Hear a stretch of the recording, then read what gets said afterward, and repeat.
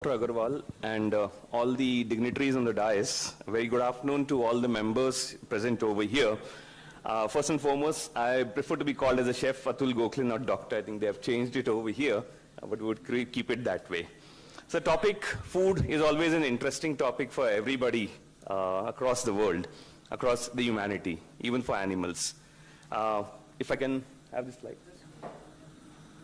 So as we go along, today the topic is in food as medicine in modern times. Food has always been treated across the entire world in pre-ancient times as medicine.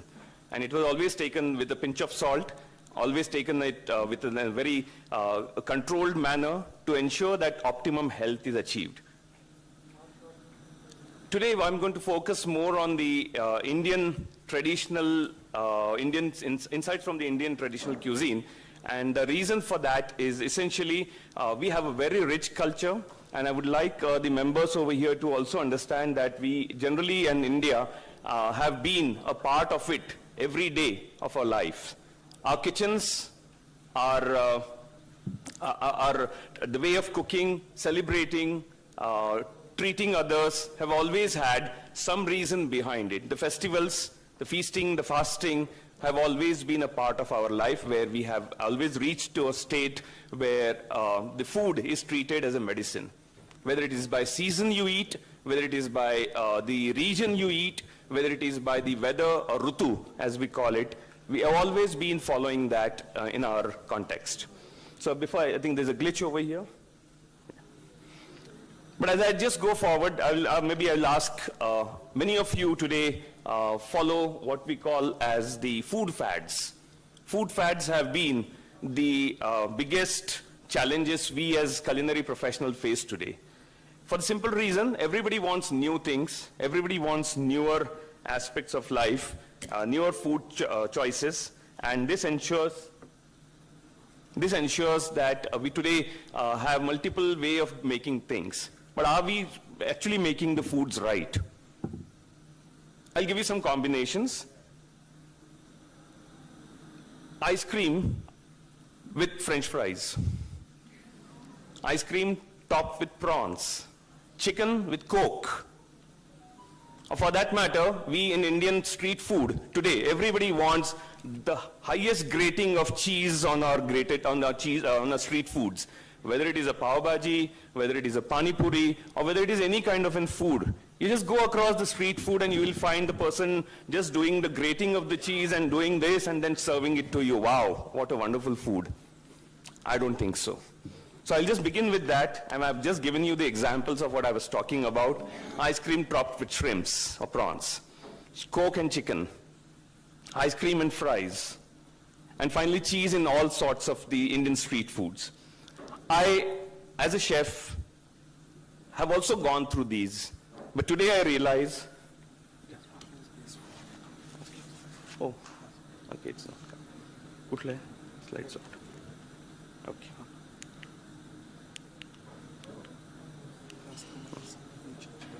नहीं खूब slide changes का नहीं होता है करता था ठीक है okay. Just do next all 4 slides please, or 4 inserts.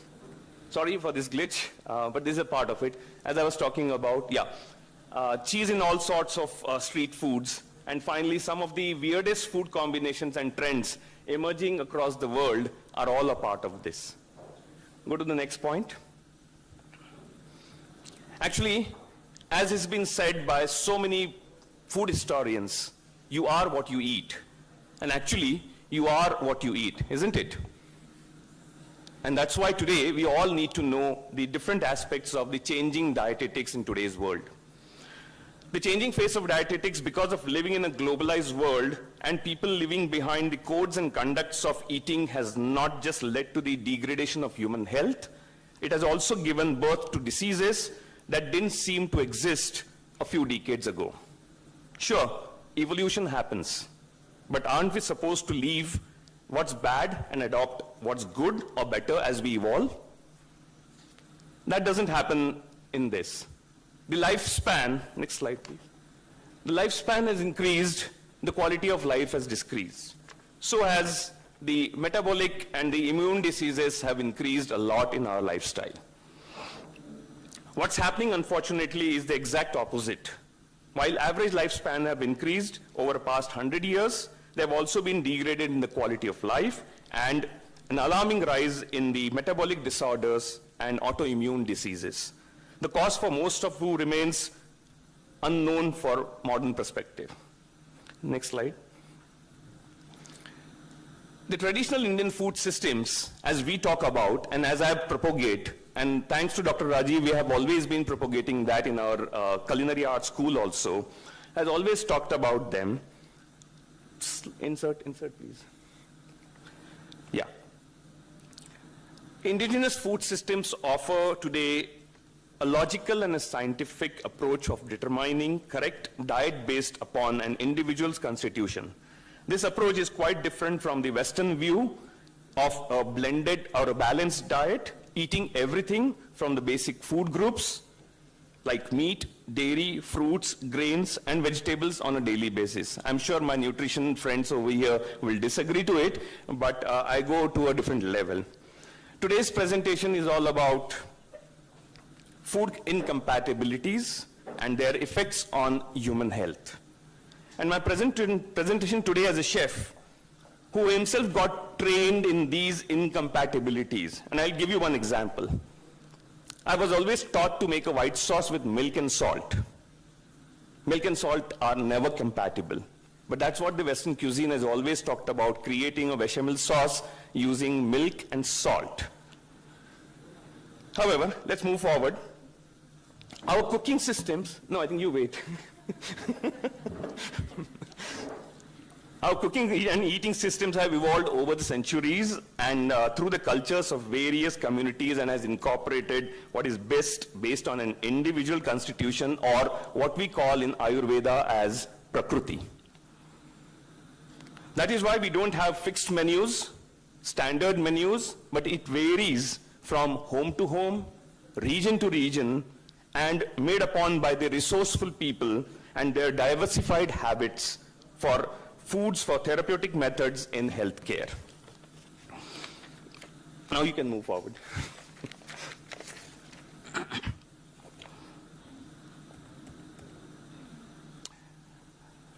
A diet plan is not really sufficient to lead us to the path of good health. What we are globally facing at the moment is a major challenge in the way we eat, the amount we eat, and the combinations make the way we digest the food. Go forward.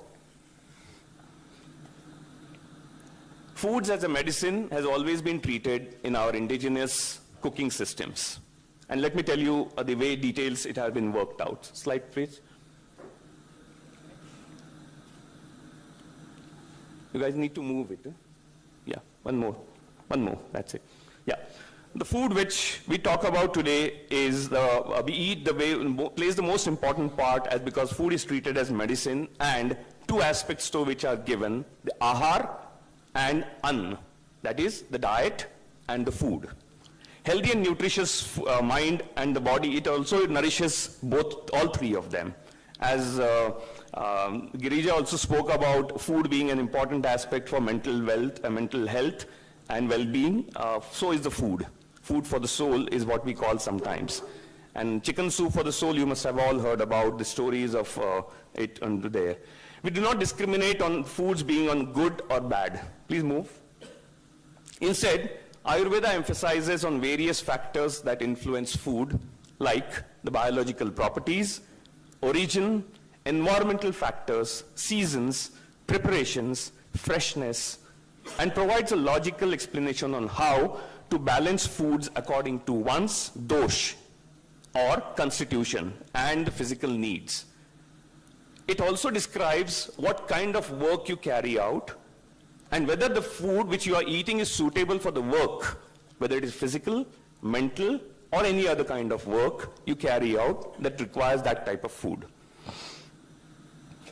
Going further, as per the existing literatures and Indian civilizations have always followed, still follow, the quality of foods as the best natural medicine since the Vedic ages. Charak Samhita, a codified treatise on general systems of medicine, mentions that it is not only on how and what we eat that makes a difference in our health, but rather how it is prepared.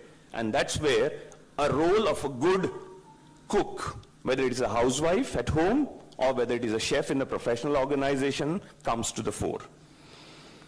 Next slide, please. I will talk today about the theory of Viruddha Ahar. Can you please move forward, guys? No, move forward, move forward. You've not been moving forward. Yeah. I'll talk about the theory of Viruddha Ahar. Yat kinchit dravyam dosham utkleshiyantu natu nirhita tata sarvada viruddha. Ashtanga Hridaya Sushrut 7. That which augments or dislodges that doshas but is neither accepted by the body nor expelled outside the body, thus leading to the vitiation or the toxicity of dhatus and tissues, is considered to be viruddha, against your nature. The theory of incompatibility of food can be traced in Charak, which augments to the and dislodges the doshas, but is neither accepted by the body or expelled outside the body, thus leading to the vitiation of dhatus, and is considered viruddha in Ayurveda. Move forward. Every food has three components: the ras, that means the taste; virya, the potency; and the vipaka, which means after digestion, energy level. All of the foods items are considered to be equivalent to what human beings think their own nature is. So every food item also has its own nature. What is to be constituted as a part of your diet will only be decided once you know your constitution. Move forward.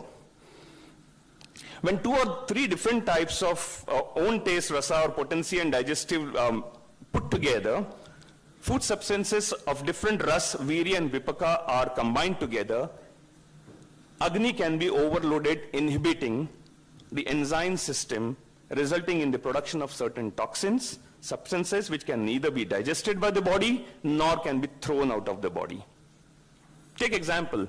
I've seen many a times people overeating on the cheese, or combining milk and curd together, or eating curd in the night. The kind of indigestion happens on the next day results from the kind of food which you have ingested the previous evening or night. Move forward. Viruddha Ahara essentially interrupts the metabolism of tissues, inhibits the process of formation of new tissues, and has properties opposite to that of the tissues. And hence, anything which is not part of your constitution and you're still eating it causes the discomfort, the indigestion. Move forward. Viruddha Ahara is just not restricted to combinations, but it has 18 different types of combination which I have mentioned over here. Just quickly go through them. Desh Viruddha, Kala Viruddha, Agni Viruddha, Matra Viruddha, Satmya Viruddha, Dosh Viruddha, Sanskar Viruddha, Virya Viruddha, Koshtha Viruddha, Avastha Viruddha, Kram Viruddha, Parihar Viruddha, Upachar Viruddha, Sanyog Viruddha, Rut Viruddha, Sampat Viruddha, and Vidhi Viruddha. All of these are what can be opposite to your nature. And it is very important for everybody of us to know here that anything which is not part of your constitution, and if you're still eating it, it will lead to a lot of inflammations amongst your body. Let's see the examples now. I'm sorry, I have to move forward. Yeah. Move forward, please. Yeah. Avastha Viruddha. I'll just give you an example of Avastha Viruddha. Like, for example, let's see the example of this, like eating dry, raw, cold, uncooked foods when you are severely exhausted is an example of Avastha Viruddha, tiredness coming from overactivity, or disease leads to aggravation of Vata, thus putting you at the risk of getting afflicted with Vata disorder, gastric troubles. Next. If you forcibly eat something I think many of you must have gone through it in the younger days when mother must have fed you something which are not liked by you. It leads to, it clearly is not something, and it's called as a Rit Viruddha, and as it's going to lead to continual mild indigestion. I've seen this in my son.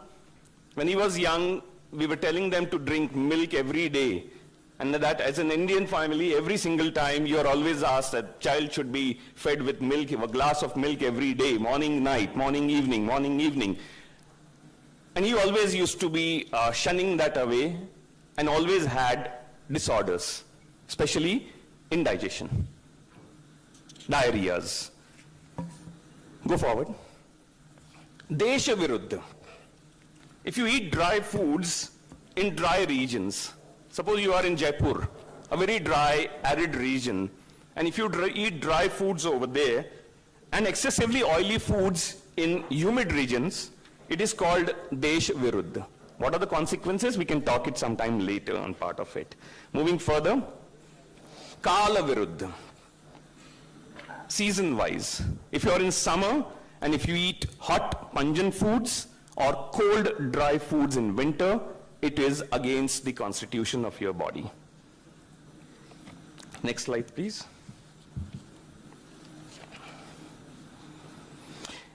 If you eat hot, pungent foods in summer and cold and dry foods in winter, it is also Kal Viruddha. Foods not cooked properly due to inappropriate eating methods, which we today see in most of the restaurants.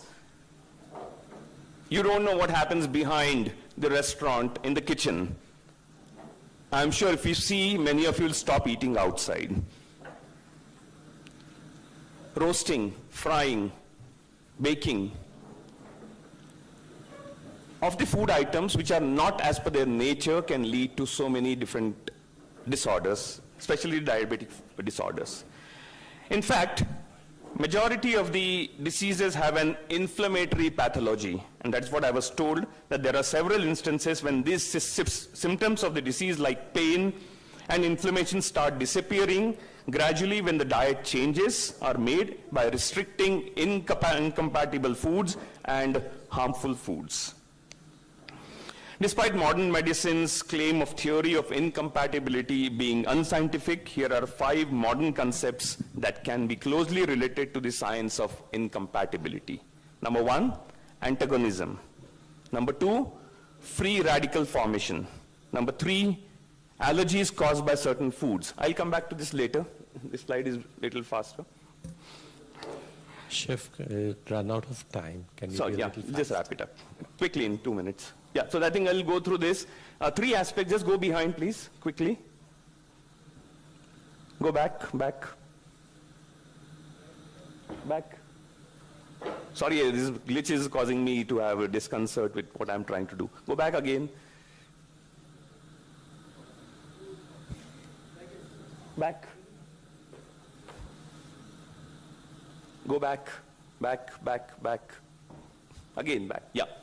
So going to the details of things like what exactly are the 3 aspects of the cooking processes involved in our systems, and they have been there for ages. Patra Shuddhi, Padartha Shuddhi, and Pak Shuddhi. Today in the modern kitchens, all 3 are considered to be sacrosanct. Patra Shuddhi is the purity of vessels. When we talk about purity of vessels, please slide move, please. Can I move? Yeah, I can move now. Purity of vessels actually causes a food to be pure in form of whatever they would be. I'll not read out through this because we have paucity of time. Padartha Shuddhi, purity of ingredients. And finally, Pak Shuddhi is purity in the cooking process. Examples are given over here, paucity of time, I cannot explain them much more in detail, but going forward, I would only say, just having the right food, go forward. Go forward. Last slide, please. Go forward. Yeah. Just having the right food is not enough. Right combinations along with correct proportions is vital for any individual today. Ayurveda has already described it.